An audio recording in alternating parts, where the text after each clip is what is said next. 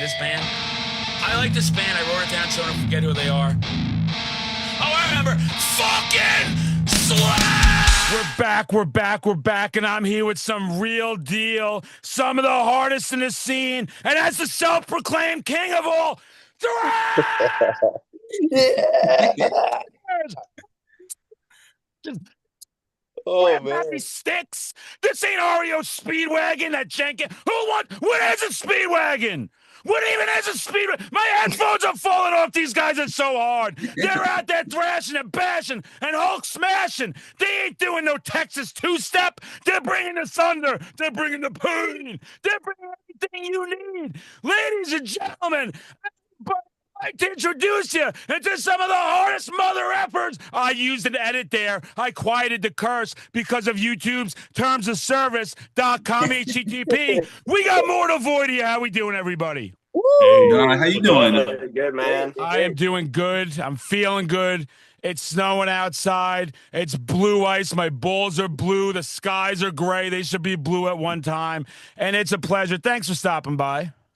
Thanks for having Yeah, us. no, thanks for having us, man. Sure. It is awesome. It is awesome to talk to you guys. The EP is crazy. I was listening to it yesterday, today. It's what I love about it is you've got that just brutal fast thrash, but then you got some slower. I love when bands also bring some slower stuff in there, a little sludgier, doomier, little crunchier, groovier. When you guys wrote this EP, did you want to murder each other? Did you get along perfectly? How did the recording process go? So I can give you a quick rundown of how everything has transpired, but this started in like 2024, and we were still like MortalVoid, but there was like 5 people. They ended up leaving, and it was just down to me and Brian. Brian moved out here from North Carolina, and we just started writing. And at first, this is like, something we obviously care about a lot, but me and Brian butted heads a few times, and then we were just kind of like, hey, man, it's ultimately what serves the song. And we've just all kind of grown to learn how to work good together. That's good to hear because, in this topsy-turvy world of turmoil and destruction, we got to get along at some point. So I'm glad you guys are getting along because if you're not going to get along, this band ain't going to last very long. So I'm glad to hear. And that's good for people to know, right? That you're going to butt heads. You're going to have strong opinions. People are going to want certain things, pull in certain directions. It's how you keep that glue there. It's how you keep the glue, the adhesiveness. How do you guys say like, okay, because I can tell you here at Metal Horror Madman Enterprises, http / semicolon, I can't have a partner. I've tried a couple on here. It doesn't work. It doesn't work because things got to be my way or the freaking highway cliche. I can't do it. I know it's probably, maybe it's a little different just because it's been me the whole time, creating this character, creating my brand, creating all the social media stuff. But I couldn't do it because I get in a disagreement. I'm like, well, you're gone now. You're done. Move on. So how do you guys say that's not rational thinking? I can go ahead. I think it's just we want what's best for the band. We don't take anything personally, and it might like get to the point where like you feel like it's personal. And I told them like we're gonna start working on like lyrics. Like feelings might get hurt. Oh yeah, my feelings got hurt quite a bit. Hey, and that's good to know. That's good to know to tell bands just starting because I like to ask these questions because I've seen bands start and then end within a month. I've seen bands that were bands I really liked that were ready to go, and then I get the message, we're done, man, and it sucks to hear. Oh yeah. Well, you gotta look at this stuff like it's a brotherhood. You know what I mean? Like, both me and Brian are Army vets, so it's like we've been in the trenches. You know what I mean? And so it's like, you got to think about, I'm willing to ride and die for these people as long as they're willing to ride and die for me, and that's just like the big thing. You got to look at these people like they're your brothers or your sister or whoever, you can't like look at them only as this is my instrument player, Yeah. And it's hard to do when like you've kind of just met these people. These aren't like you just kind of like got to click fast. I think. Yeah, it is true. especially I feel like when bands are starting out, it's a very crucial time where we're all putting out a bunch of ideas, trying to figure out what the vision is, really trying to get it off the ground. So it's a very crucial time to, yeah, not take things personally and just, might accept that your ideas might get shut down and it might not go, or it might go great. So, yeah, I feel like, yeah. It's true, and I've learned that as the madman's got an ego. I got to tell you that the madman's full of himself. His favorite people are him and his reflection in the mirror. That's for another episode. What I'll tell you is I've learned that even with other creators, with agencies I'll work with, collabs, stuff like that. I had to learn like sometimes there's a give and take.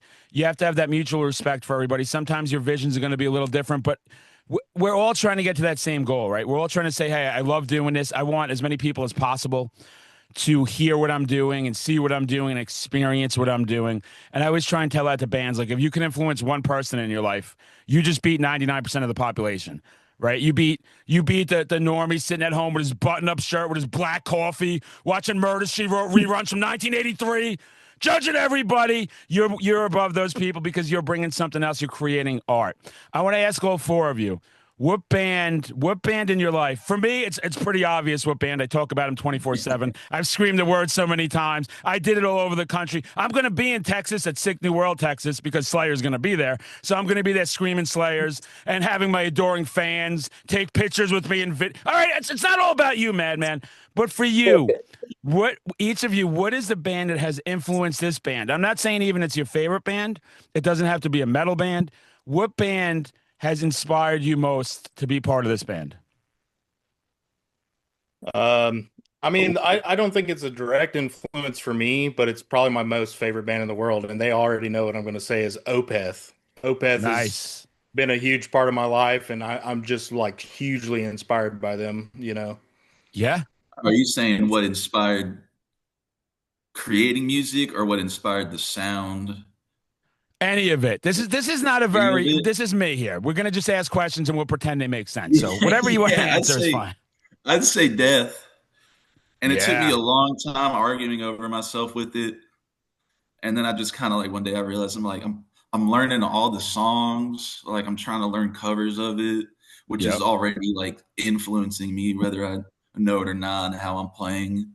And then I Yeah. get all the merch, and then Yeah. I start like re-listening. I'm like, yes, it's got to be Death. It's got to be my favorite band. Awesome. Two Okay. amazing picks so far.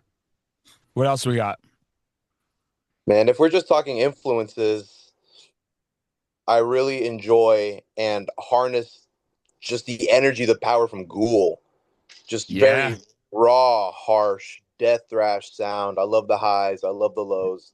It influences me when collaborating with our band, with just having fun, jamming out, coming home from work, going to work, whatever it may be. But definitely Ghoul. Those guys. That Those guys. That is, and that's a band that's near and dear to my precious, fluttering little heart because I got to MC RPM Fest in Massachusetts here, and I got to announce them on stage. And I forget which band member was dressed as Captain Spaulding, but he gave this sweaty, beet red face at the time. Maybe had 27 drinks too many. Fellow a nice hug when I got off stage. I was amped, he was amped, and I also just had Ross from Exhumed and Ghoul. I just interviewed him, and was that guy fun? That guy. Oh, yeah. That guy is a good time. Graham, what's yours? Honestly, Carnifex is a big inspiration to me. I've loved them since like the fourth grade, and definitely Job for a Cowboy as well. Yeah, That's a those huge are one for us. Yeah. I feel like and that is a great band. I just feel like they deserve even more respect. I feel like it's one of those bands that should get a lot more heat. 100%. I love John Rice was one of my main influences. I think he's super badass. And yeah, I feel like Job for a Cowboy is kind of too slept on. Oh, but by far, and I got to tell you something I wanted to ask you guys too. Is I was talking to Brian Slago, right, who Metal Blade Records owns Metal Blade Records, changed my life, introduced us all to Slayer, Metallica. The guy's done it all and seeing it all. And we were talking about bands and how bands get to that next level. And the biggest thing he said is the band itself has to be organized, right? Because a lot of people think this is just crazy rock and roll. Everybody's being insane, but you've got to have some type of organization. I mean, we got 2 military people in here, so I'm thinking there's some organization in this band. How do you stay focused, organized, and make sure things are moving in that right direction without getting distracted? Well, we usually, we kind of take it step by step. Obviously, I think a lot of bands should do that. One of the biggest thing is too is when it comes to like creation of music, we'll we'll sit down for the writing process, and then we'll develop drums, then develop bass, and then we'll start doing our scratch track for lyrics, start writing lyrics, and we just kind of beeline it across the entire record. You know what I mean? And Yep. that's what we're doing right now for our first LP that we're recording now is just trying to take it a step at a time, like I feel like a lot of bands kind of get lost in the sauce, and they try to jump to 9 different songs and then file it down and then jump to 9 different songs, and you just got to take it really one step at a time. I agree 1,000,000%. I was talking to some other bands recently, and another thing they said that you got to watch out for is when you're booking shows, and some people just get all hyped and start taking every show out of state, across the country, and 12 people show up, and you're losing all this money. And I think what's more important with that is you start losing motivation. And I've seen bands lose motivation because they want too much too fast. I myself was guilty of that, where there's certain things I want to accomplish, right? And you just start looking way too far ahead instead of going like, hey, I've already accomplished so much. There's been so much that I've done that other people wish they have done. When it comes to live shows, I don't know how many you played live shows. I don't know how selective you are. Do you guys enjoy playing live? Would you rather be in the studio writing? Graham, you want to answer that? Is this as the band or just us like personally? Personally, I both. mean, it all ties into the band, right? Because at the end of the day, everybody's got to kind of find that common ground. I mean, I personally enjoy. I don't want to say I like one more than the other, just because they're very different experiences. I love playing live, just because you can get there, kind of get your game face on and just shred in front of an audience, and Yeah. you never know what you're gonna get. It could be a big or small venue. It could be a lot of people. It could be 0 to 1 people, and you never really know. But all that's certain is your shit's tight, the whole band's tight, and you're going to put on a good show. And then just recording is also, just it's very. I would say probably live. I would say is like maybe I do like it a bit more just because I feel like it's a bit easier, kind of less stress. Recording can be really stressful with like getting the right takes, and in that case, time is money. So that can kind of add to some of the stress. But yeah, if that kind of answers that. Yeah, it totally makes. Do you guys have a favorite? Do each of you have a favorite show you've played so far? Well, believe it or not, Mortal Void hasn't even played their first show yet. So since I've done all my research, when you do play a show, is there a venue that you're targeting that you'd love to play? In this area, I've always considered us to perform somewhere like a Rubber Gloves in Denton. I was in a band with Graham before we had ultimately joined Mortal Void, and that was one of our favorites. An amazing crowd, an amazing venue, always a lot of fun. It's just an all around great venue, and the best thing about like having like access to all these venues in different places here in DFW is you're always gonna find a nice solid spot to perform. You're never gonna be lacking for like people or just having a good time.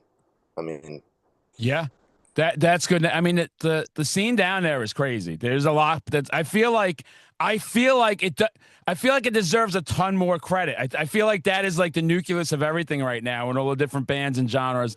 And it's weird because we talk about certain parts of the country at all times, and I don't know. Metalheads are weird, as we know, right? Sometimes metalheads gatekeep certain areas and they gatekeep certain genres and certain things of that nature. And I'm trying to break that down. I try and break that down when I go to a concert with my social media, telling everybody, It's us versus them, those outsiders, the normies. Like, we've got to stay together as the metal scene, as cliched as that sounds. And there's nothing cringe about me. I'll say what I want, everybody. Who am I even talking to right now? I don't even know. But what I'm trying to say is you got to have that. You got to stay like that, because the outsiders have been trying to break this music down for decades and decades and decades. So I can't stand that infighting in the scene. And when you describe the band to somebody, what do you got? How do you describe? What genre do you think fits in the most? What would you say? There's definitely a few influences in these songs. So what would you say when you sound this band to somebody? I'd say progressive death metal. We kept getting the label like technical. I think I want to go on like record. We're not trying to be like 100% like a technical death metal band. Yeah, I got people I don't even want to compete with for that title. So I'd say like progressive, maybe a hint of old school. Uh, definitely. I throw a pinky down on chords. I don't like doing just power chords, so sometimes it sounds a little like blackened almost. Yeah. And then there's like a groove aspect we've been going for. Definitely groove for sure. Yeah, and The melting I pot think of I've had different some riffs sounds. where people were like, "Man, that's groovy," and I'm like, "Is it? I didn't It realize." is. It is, because I was in my shorts shaking my ass to some of these songs yesterday. So I can tell you. And I like to dance to metal, and people think I'm insane saying that. But when you find that groove, a lot of metal has that groove. You just got to find it. And you guys have that nice flow with it, right? And you want to be, how metal is. People think we're just nonstop aggressive lunatics. I am, but that's just who I am. I am a psychopath. But other times, I do want to have that fun part of it, right? I want to go to shows and have fun. I want to be sitting in the dark listening to this music the way I think it's meant to be, with everything closed, just by myself, soaking it all in and just finding that groove inside that metal. People like to think the music's just noise. We know our music's not just noise on any level. So I'm glad you said groove. And as far as groove, I mean, I always go right to, Pantera, right? That's always had that grooviest sound in there. We have Exhorder with some of that, but Pantera, back in the day when that came out, people would just think, they're just loud, right? And I'm like, no, there is such a groove to that music. Mhm. They really had something going on with that. And it's a shame the way that all settled with them, because I feel like they had another 5-10 records to come out. So I'm glad you guys feel that groove, because it's definitely groove oriented for sure. Oh yeah, that was kind of the thought process too when we started writing our first EP. Was like, we need to do something that like makes you involuntarily snap your neck to it, Yeah. not something Yep. you're like taken back by, like it's kind of grindy or something. We wanted to Right. just be as earworm as possible. Yeah. Oh, and you're definitely hitting it 1,000,000%. And when we talked about some of the things with the band and bringing the band together, if you want to give advice to somebody about starting a band, because I get asked this a lot by followers, right? They want to start a band. They ask me, what's my advice? What's the biggest hurdle from each of you? What's been your biggest hurdle, whether it's this Um, band or another? Oh, here, let's go. Oh, my number one thing is, first off, don't give up, because you will meet a ton of people that will talk the talk but will not walk the walk, man. They will Yep. say, "Yeah, I want to practice every day. I want to be in a so and so type band," and then when it comes down to brass tacks, everybody's like, "Yeah, I can't make it to practice. I don't feel like writing. I don't feel like doing whatever." And that's my number one thing, is just don't give up. You will find the right people. I agree 1,000,000%. What else for you guys? Well, I just had something in mind. What was I going to say? Oh, it's not always going to be a hobby. Like playing guitar. Like it was been my hobby forever, and I was like, I think I'm at a level where I might be able to do something with it. Jimmy Yeah. found me on Instagram, and he was like, slowly we just started like messaging, and I think I was like working one day. He was like, hey, listen to my demo. This demo is long gone now, but um, I was like, what is life? Maybe I need to do something different. So Yeah. far, it's been doing pretty good, so I don't have many regrets. I don't think, but it's not just a hobby. It's gonna have to be professional sometimes, and you're gonna have to work on it a little bit every day. I think a little bit every day helps a lot. Definitely. Mhm. Definitely. What about you Yeah, I guys? definitely want to chime in on that. My biggest thing has always been consistency. Really perfecting your craft. You're really dialing it in when you have to, practicing on your off days, practicing when you're not having rehearsals, practicing in the car, at work, just whenever you can get a chance to do something for the music.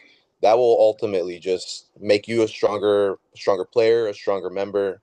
And if everyone can equally be consistent, that just makes it so much easier to keep moving forward, keep progressing, and resist giving up, like Jimmy said. For sure. Yeah. Graham, anything Yeah. else? For me, probably the only hurdle that I guess one of the hurdles I struggle with is like I'm a drum teacher as well. That's like my day job. Yep. And so I'm playing drums 24/7, whether it's for work or for the band. Um, so it's just kind of telling myself, trying to separate it, like, no, this is work and then this is my passion. And so I don't get kind of burnt out, like, Yep. okay, I've been playing music for 9 hours today, and now it's time to go home and play some music that's a lot harder and a lot faster. And it's at the end of the day, and I'm tired. That's kind of probably the only thing. But at the same time, music's always been my passion. I live for it, and I will never get tired of it. So the worst case scenario, oh shit, I'm kind of tired. I don't really want to play Yep. music off every once in a while, but of ever not playing music. This has Just like have a always been what I balance want to to do. it, you know. Yeah. And Exactly. Yeah, I kind of, because even though I'm doing the same thing, music, and then go yep. home doing music, I have to separate it in my mind. Like, no, that's work, and then now I can have fun. It is all amazing answers. And I've seen ups and downs with bands and content creators. And I've seen the biggest thing I always tell everybody is just remember why you did this in the first place, to have fun, right?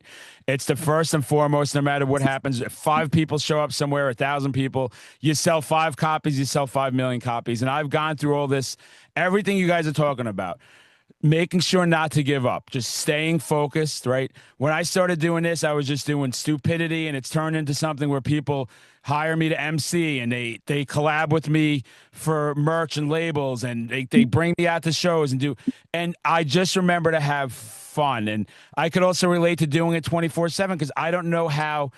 I work a professional job where I'm on the phone. I'm talking 24/7. I'm doing 3 different accounts of reels and social media and all this stuff 24/7. I'm now doing interviews, and I'm manic. I go crazy. I started doing interviews again. I'm interviewing 5 bands a week. Like, I'm backed up on getting stuff out on there. And then I did have a point where I was getting frustrating, right? And I just started going, you're doing this to have fun. You're doing the best you can do. You enjoy interacting with people. You're never going to give up, right? I'm 48 years old. I've heard it all. You're too old. Why are you acting like this? You need to, and I'll never, ever stop. I try and set goals for myself, and I always recommend that for bands, whether it's recording the first EP, the first live show. That, like with me, I had things like I wanted to be on TV. They used one of my clips on a Paramount thing, a heavy metal thing. I wanted to sell merch. I'm like, check that. I wanted to announce bands. I've done that. I wanted to collab with labels. I've done that. I keep going over and over to every single thing I want to do. And I still have goals. And I've learned also, like, don't rush any of this. Just let it happen organically, right? Because when you start going, like, there's times I go, I wish I was here with everything. And that's just going to make me crazy. That's going to make me go, like, no matter what I'm doing, I can't get, it just happens over time.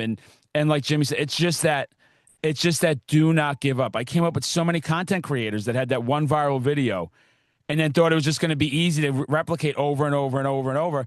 And then they're gone now. They've been gone and it's sad to see. And I've had bands come up to me and they're like, new bands. Well, when this is all over, I'm like, what are we talking about? Like, why are you looking so far into the future? This never has to be over in one form or another. So everything you guys are talking about, it hits me really hard because I've gone through it over the years with social media. And all I can say is if you don't give up, you stay focused, you remember why you're doing this, you're doing it because you love it. And even, you could be teaching or playing, but it's all the same. If you're teaching, you're inspiring new people to get into the scene and learn different things. Like, all of this should be positive, fun energy. And another thing I like to add to bands is, like, do not be afraid to ask people anything. No one's going to come tapping you on this. Like, when I got to RPM Fest, I was at a Hatebreed, Lamb of God, Shadows Fall show in Massachusetts. And Brian, who's the drummer of Lich King, he was doing lighting there, and he runs RPM Fest. And like we bumped, and I said to him, like, hey, you got to involve me in that festival. Like, I need to be, it's me. It's me. I bring the hype. I bring the ultimate hype machine. And then he said, yeah, let's have you MC on. And, you know, I hadn't done that. I've done bands, one-offs, but being on stage, like everywhere, new bands popping up every 45 minutes, right? I'm getting on stage, I'm hyping people up, I'm walking away, I'm coming back. It was work. Like, I couldn't believe how much work. That was 2 days of work. And it was the first time. Usually I spend my whole time at concerts filming those videos, screaming Slayers. And I'm not saying it as a brag. It's I love it. I feed off the followers. I appreciate them so much. I can't believe when I go out that people want to do these things with me and let me hype them up. But I took a chance with RPM because I went there. I had no notes on the bands. I wasn't prepared at all. And I just got on stage and I just started slinging. I was talking about banging metal moms. I was talking about refuse, resist against everything. I'm screaming Slayers. And I'm going like, oh my God, do they want me screaming Slayer up here, right? Slayer's not playing. And then what started happening if I didn't do it? There'd be bands like, no, you got to do one before you get off stage. And it was just like, it was surreal for me because I got to announce Midnight and Ghoul and Lich King and Conan and all these bands. And I'm like, man, this is like crazy for me. And then I said like, hey, that's step one. I'm not done yet. You know, I'm not done yet. I want to keep elevating this thing. So I'm only sharing that, not to be Metal Horror Madman has to talk about himself, which I do, to say I did this when I was sitting in a room during lockdowns, like making garbage content. I wasted a year just getting comfortable on camera. I didn't find the character, but I didn't quit. Like Jimmy said, I didn't quit. I made sure not to quit. And I took a ton of abuse in the beginning. You know, you're too old, you boomer, you this. And ironically, I'm older now, but my confidence level is through the roof and I'm unstoppable. I won't stop. I can't be stopped. And you guys all seem to have that attitude. So I just wanted to share that connection there to be like, just what you're saying, you don't give up. There's nothing that's going to make you give up. So I thought that was great. One thing I'll add to that too, you know, there's never a right age to start playing music. Do it whenever you feel like it, you know. You can't, you know, like I've been playing music my whole life, but like I'm 30 now and just now really kind of getting into an established band, and it's like I'm not old enough, you know. I'll still try to do this if I was 60 or 70 or 80, you know. Right. You know, and it's never too late. Where our community's a little toxic sometimes, and it's not. Nobody's ever going to come to your face and tell you. I could tell you, I've never had someone come to my face. I dream about it. Oh, I dream about someone getting in my face about my age or something in person. I've been waiting. I'm sick in the head. But I'm saying is, no, that's the one toxic part. Sometimes you'll hear that and it'll try and bring bands down. I just talked to a band that's in their 30s and they're like, we're starting to feel we're too old. I'm like, what are you I am 48. I was in the middle of Hershey, Pennsylvania at a Slayer screaming. I did 1,000 of them, getting people insane, having security come up to me because I told you about banging every metal mom in the venue going, you're being kind of vulgar. I'm like, I'm at a fucking Slayer concert. A Slayer You're lucky. If this was 94 when I was 17, we were ripping the fucking chairs out of the venue. Like, what are you people talking vulgar? So I got more vulgar, and that's what's done it to me the whole time. And the thing that bothers me, and it's a tiny micro, my Metal Horror Madman's fan base is all very young people, right? So it's a very small amount of just dicks that want to be telephone tough guys, internet tough guys. But the ironic thing is they're legends, right? Before Ozzy passed, the guy's 70-something years old. Alice Cooper's 78. Everyone, they're listening to all these bands. So that's when I tell people, yeah, age does not matter on any level, especially now the way the scene is where it's not like you got to be 18 and get signed, you know, by Elektra Record. That's all dead. It's better where it is now, I think. So that's a good attitude. Oh yeah. We've talked a lot about myself, which is I got to work on, but we talked a lot about the band. As far as upcoming things for the band, sounds like there's a new album coming out. Is there a plan to play the show or? Yeah, we have plans to play shows. It's just, you know, we had our debut recently, and Graham took off for a little vacation, so we postponed some live shows, but that's okay. But we have a festival show coming up on July 11th. We're going to be playing the Texas Death Metal Fest. Nice. At the Haltom City Theater. and we're working on the record now. We're probably about 6 songs down, kind of fleshed out more or less. But we're still underway. We definitely want to try to get that out maybe by the end of the year. And just Mhm. keep rocking, dude. Yeah, and that's where it's gonna be. I'm gonna be, like I said, I'm gonna be in Sick New World. I'm gonna be in Fort Worth. Are you guys near Fort Worth at all? Oh Oh yeah, yeah. we all live in Fort Worth, pretty much. Oh, okay. So I got to figure out my schedule because I'd love to link up and we could do a video where we're all screaming like lunatics. And if we get arrested, don't worry, we'll do a GoFundMe. So that's not a big deal either. There's a lot of adoring fans. I But got I love mine. what that's my thing where I love traveling. And when you start traveling with the band, right, it's just going. I couldn't believe when I went like to Milwaukee Metal Fest, the turnout for Metal Horror Madman. Like, cause you're nervous. I don't know. Right. I don't know. I'm in Massachusetts. I know in the local scene, everyone, but I don't know when I go cross country. And then I went to Kentucky and then everybody, and I'm just like, you're onto something here, Pennsylvania. And it's just connecting. And I feel like talking to you for like you're real people. I talk to some real dicks in this industry, some real assholes that I don't like at all, creators and bands that I will never plug anything for. And I'm not one of those people. I don't care what they can do for me. It doesn't matter if I don't like somebody. But you guys have good heads on your shoulders. And I see a lot of humbleness, yeah, and I see a lot of talent. And it's gonna be a wild ride. I mean, you guys are just getting going, right? Which is crazy. And you already put out the EP. Last question, what's your favorite song, each of you, from the EP? Death Oh, Salvation. yeah, mine's probably Emptiness Consumes. Great Really? I song. thought it was Death Salvation. That's so hard. Definitely My Linger. That's my favorite. I'm split, man. I still remember the first time when I auditioned for them, the first one I ever heard was Emptiness, and Nice. that's probably got to beat my one Yeah, because you're just going into like, oh, let me hear this band, let me hear what it sounds like. It's right there in right your there. face. It rips. It's an amazing That is our song. like super groovy Yeah, one. it's an incredibly groovy song, and I'm gonna have to agree with Emptiness for sure. Yeah, Like I will you. say that's the one I've listened to more than everything, and I think the whole thing is great. And I really, really, like I said, I love groove. I love groove, and I love something I could bounce to. And when we drop this, I'll drop this episode. I'm a little backed up, everybody. Like I said, I'm out of control, and I hooked up with some management places with bands and everything. I love talking to people and love promoting our scene. But also, when I drop this, I'll do a hype video. And as you guys know, I like to hype a little bit. I love to hype a little bit, so the video is going to be psychotic. I'll collab all you guys with everything, and I'm usually good with everything. I'm never intimidated, but I did get intimidated before it even started with Sam from Frozen Soul. She intimidated the shit out of me. And I said to her, because when I was in Milwaukee, and I was with someone that was filming me. And I mean, the reaction was crazy. I'm doing all my videos. I'm king of the world.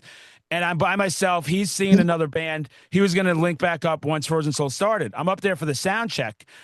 And they start screaming Slayers, the followers, right? So I'm screaming Slayers, and she just locks eyes at me like she does when she's in Viking mode, and Chad's locking eyes. I'm like, fuck my life. And they just look, they're giants on stage, and I'm being my badass self in character, but I'm inside like, fuck, these are intimidating. And like this, I'm screaming Slayers. All of a sudden, they did the greatest thing for me ever. They start playing Raining Blood. So I start running around like a fucking lunatic in circles. And in this venue, it's like an opera house. And I'm screaming Slayers there. And then the weirdest thing is when you get done doing that, now you have to kind of like, it's not like a wrestling ring when I do my intro and I could run into the ring and start fighting. Now it's like everything just gets kind of quiet, right? Because everybody's just waiting while they're doing sound you're check. on the spot, man. Oh, and I'm sitting there on the spot, and I'm just looking at her, and I know she's like in character, especially when I got to meet her and everything. You're like, oh, she's the sweetest person ever. But before we started, I'm like, I'm sorry. I was like, I was running late. My sound system was wrong. She's like, we're good, we're good. And I'm like, even when I started the podcast, I was like, we got through some things, and I got comfortable, which is funny because I've had that happen when people meet me. So I always stay humble like that and realize that. But I just had to bring that up because you guys were super chill. This was a great conversation, and we'll get everything out, and then I would love to catch up in a couple of months, right? See where the progress is going with everything, and where can we find the latest and greatest news? You can find us like on our socials. Yep. Yeah, it's Mortal Void Texas on Instagram, mortal.void on Bandcamp. We have a Facebook page that, just cross share stuff, and Yeah, me too. our YouTube page as well. And we're in the metal archives now.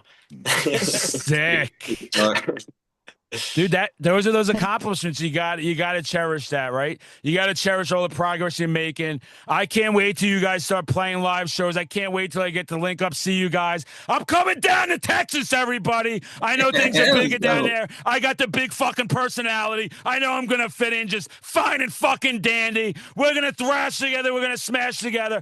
It's been a pleasure. And when we're down there, we're all gonna make a video together where we're gonna yell my magical catchphrase. Fucking slap!